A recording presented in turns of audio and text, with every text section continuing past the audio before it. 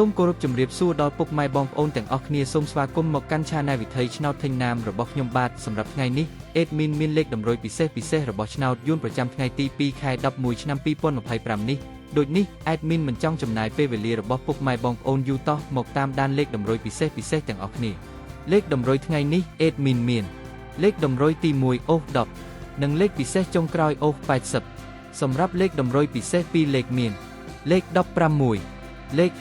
55និងលេខចុងក្រោយ83សម្រាប់លេខតម្រុយពិសេស3លេខមានលេខ153គុណលេខចុងក្រោយ868គុណសម្រាប់លេខតម្រុយពិសេសថ្ងៃនេះ Admin សូមជូនពរឲ្យពុកម៉ែបងប្អូនជួបតែសំណាងល្អហេងគ្រប់គ្នាហើយក៏សូមអរគុណដល់ពុកម៉ែបងប្អូនទាំងអស់គ្នាដែលបានចូលរួមទស្សនារាល់វីដេអូរបស់ Admin សូមកុំភ្លេចជួយចុច Subscribe និងដាក់សញ្ញារូបកណ្ដឹងដើម្បីទទួលបានព័ត៌មានផ្សេងនិងលេខតម្រុយថ្មីជាប្រចាំថ្ងៃពីខ្ញុំបាទ Admin វិថីឆ្នោតទិញណាមសូមអរគុណសូមជម្រាបលា